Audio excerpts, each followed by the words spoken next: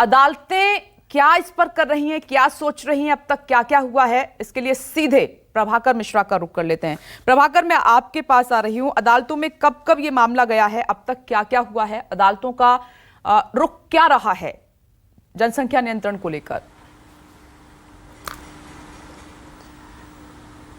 विपनेश, एक मामला गया था हाई कोर्ट में और हाई कोर्ट में ये मांग की गई थी कि जनसंख्या नियंत्रण कानून लाने की ज़रूरत है। हाई कोर्ट ने उस पिटीशन को डिसमिस कर दिया था। मामला फिर सुप्रीम कोर्ट में गया था और सुप्रीम कोर्ट ने, अश्विनी उपाध्याय जो वकील हैं, उन्होंने सुप्रीम कोर्ट में हाई कोर्ट के फैसले को चुनौती दी थी। और ये ज़्यादा ज़रूरी है जानना कि हाई कोर्ट में केंद्र सरकार ने कहा था कि जनसंख्या नियंत्रण कानून 2 चाइल्ड नॉर्म को लागू करने की कोई ज़रूरत नहीं है। केंद्र सरकार के हलफनामे में साफ तौर पर यह कहा गया था कि जबरन जनसंख्या नियंत्रण किसी भी सूरत में ठीक नहीं है। उसमें यह भी कहा गया था कि इस देश में जनसंख्या नियंत्रण के लिए अगर कोई खुद से तैयार है तो ठीक है, कानून के द्वारा इसे रेगुलेट करने के इसके गंभीर परिणाम हो सकते हैं, इसके दुष्परिणाम हो सकते हैं, लिहाजा इस याचिका को खारिज कर दिया जाना चाहिए। और उसके बाद वो मामला सुप्रीम कोर्ट में अभी पेंडिंग था। उसके बाद से एक और पिटीशन आई, देवकीनंदन ठाकुर कथावाचक हैं, उन्होंने भी एक याचिका दायर की और उस याचिका में बर्ट्रैंड रसेल जो इंग्लिश राइटर थे, कवि थे, पोएट थे, उन्होंने कहा था कि जनसंख्या विस्फोट जो है वो हाइड्रोजन बम से ज़्यादा खतरनाक हो सकता है और इसी आधार पर वहाँ पर याचिका दायर की गई थी। यही बात कही गई थी कि जनसंख्या नियंत्रण क्यों जरूरी है, उसके कितने दुष्परिणाम हैं। उसमें बातें कही गई थी कि संविधान में देश के नागरिकों को जितनी सहूलियतें देने की बात की गई है, फंडामेंटल राइट की बात की गई है, दरअसल उनका इम्प्लीमेंटेशन पूरा इसलिए नहीं हो पा रहा है कि देश में जनसंख्या बहुत भारी तादाद में और लगातार बढ़ रही है और इसको रोके जाने की जरूरत है। अब मैं आता हूं कि अदालतों में क्या क्या हुआ। करुणाकरण कमेटी 1999 में बनी थी और उसने सजेस्ट किया था कि देश में जनसंख्या नियंत्रण का एक ही तरीका हो सकता है कि जनसंख्या, इसके लिए इंसेंटिव्स, जो सोशल इंसेंटिव्स दिए जाते हैं उसको कर्टेल किया जाना चाहिए। और उसके बाद अलग अलग राज्य सरकारों ने कुछ प्रोविजंस लेकर आए, चाहे वो मध्य प्रदेश का हो, महाराष्ट्र का हो, यूपी का हो, हरियाणा का हो, कर्नाटका का हो, वहाँ पर ये व्यवस्था लाई गई कि जो पंचायत, जो लोकल बॉडी इलेक्शन हैं, वहाँ पर ये व्यवस्था की गई कि जिनके 2 से अधिक बच्चे होंगे उन्हें चुनाव, मुखिया, सरपंच या इस तरह से लोकल बॉडी के इलेक्शन में वो नहीं लड़ पाएंगे। और 2 मामले मुझे याद हैं, उत्तराखंड का भी मामला याद है और हरियाणा का भी मामला याद है। उत्तराखंड में कहा गया कि उत्तराखंड की जनसंख्या स्थिर हो चुकी है और वहां पर ऐसे में 2 चाइल्ड नॉर्म का जो ये कानून है वो लागू नहीं होना चाहिए। उत्तराखंड हाईकोर्ट ने कहा था, उस मांग को नकार दिया था और उस समय कोर्ट ने इस बात को रेखांकित किया था कि इसकी जरूरत है। वही उसी तरह की बात हुई हरियाणा में भी। लोकल बॉडी इलेक्शन के लिए जब ये कानून लागू हुआ उसको भी चुनौती दी गई, मामला सुप्रीम कोर्ट तक आया था और सुप्रीम कोर्ट ने भी माना था कि वो जो कानून है, वो जो प्रावधान किया गया है वो सही है। लेकिन बात आती है विपनेश कि क्या, चूंकि केंद्र सरकार ये बार बार कहती है, इस बात को समझने की जरूरत है कि स्वास्थ्य मंत्री कह चुके हैं, ये कहते हैं कि इसकी जरूरत नहीं है।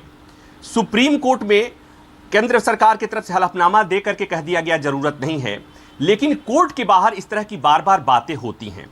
अब इसका मतलब ये हुआ कि सरकार पॉलिसी लेवल पर लाने में उसे दिक्कत हो सकती है, लेकिन इसका संदेश ये जाता है, जैसे मुख्यमंत्री योगी ने जो बात कही थी कि पॉपुलेशन कंट्रोल इसलिए भी जरूरी है। क्यों जरूरी है इसको समझिए। रेखांकित किया गया कि एक समुदाय की जनसंख्या बढ़ेगी और एक समुदाय की जनसंख्या स्थिर हो जाएगी, जैसा हो रहा है विपनेश। और इसको मैं अगर कहूं समझने के लिए, दर्शकों को समझने के लिए, कि ये कानून तब लागू नहीं हुआ, करीब 35 बार से के आसपास लोकसभा में, संसद में इस तरह के कानून की जरूरत बताई गई, इस पर बहस हो चुकी है। उस समय ये कानून लागू नहीं हुआ, फोर्सफुली लागू नहीं हुआ, जिस समय हमारे देश में निरक्षरता बहुत ज़्यादा थी, साक्षरता बहुत कम थी, लोग कम समझने वाले थे। अब हमारे देश में जनसंख्या, साक्षरता का लेवल लगातार बढ़ रहा है, लोग खुद से जागरूक हो जा रहे हैं। तो एक तो जागरूकता आ रही है। दूसरी बात ये विपनेश, मैं चलते फूलते अंदाज में कहूँ, लोग समझ जाएंगे इस बात को कि कितना मुश्किल है एक बच्चे से 2 बच्चों का पढ़ाना, उनका पालन पोषण आज के समय में इतना महंगा हो गया है कि लोग खुद से जागरूक हो गए हैं, चाहे किसी भी धर्म के हो, किसी भी संप्रदाय को हो, जिन्हें अपने बच्चों को स्कूल भेजना है, पालन पोषण करना है, बढ़िया शिक्षा देना है, वो एक बच्चे से दूसरा बच्चे पैदा करने के लिए सोचते हैं। तो मुझे लगता है कि सेल्फ रेगुलेशन की प्रक्रिया शुरू हो गई है और जहाँ शुरू नहीं हुई है वहाँ भी धीरे धीरे शुरू हो ही जाएगी, क्योंकि बच्चों को स्कूल तो भेजना ही पड़ेगा, आज नहीं तो कल भेजना पड़ेगा। तो ऐसे में हम जब अफोर्ड ही नहीं कर पाएंगे विपनेश, तो मुझे लगता है कि आप कानून बनाएं या ना बनाएं, अगर कानून ये कहेगा भी कि नहीं 2 से अधिक पैदा करो, तो हम खर्चा कहां से उठाएंगे? पहली। दूसरी, एक और कंट्राडिक्शन की बात मैं करता हूं कि जहां इस देश में यह भी बहस हो रही है कि जनसंख्या नियंत्रण होना चाहिए, कल सोशल मीडिया पर और जगह जगह यह बात भी उठी कि चूंकि हिंदुओं की आबादी कम हो रही है, मुसलमानों की आबादी बढ़ रही है, इसलिए एक हिंदू सेना के संगठन की तरफ से एक अपील की गई थी, उसके पोस्टर जगह जगह वायरल किए जा रहे थे कि हम 2 हमारे 4। इस बात को भी समझने की जरूरत है कि ये जब चीजें हो रही है, इसके पीछे मंशा क्या है? पॉपुलेशन कंट्रोल की ही मंशा है, या सियासत की मंशा है, या केवल इस बात की भय है कि देश में मुसलमानों की संख्या बढ़ रही है, हिंदुओं की संख्या कम हो रही है? इस बात को समझने की जरूरत है, और जब तक इस बात को हम नहीं समझेंगे तब तक मुझे लगता है कि ये बहस बेमानी होगी। तो विपनेश, मुझे लगता है कि इस नजरिए से भी मुख्यमंत्री योगी आदित्यनाथ के उस बात को, उन्होंने जो बयान दिया है, उसको देखा जाना चाहिए, समझा जाना चाहिए। बिल्कुल। देखिए, अदालत में अब तक इस पूरे मामले को लेकर क्या कुछ रहा है, डिटेल में प्रभाकर मिश्रा ने बताया है। अदालतों का रुख दरअसल क्या रहा है और केंद्र सरकार का रुख इस पूरे जनसंख्या नियंत्रण कानून को लेकर क्या रहा है, वो हमने आपको बता दिया। नमस्कार, मैं हूं मानक गुप्ता।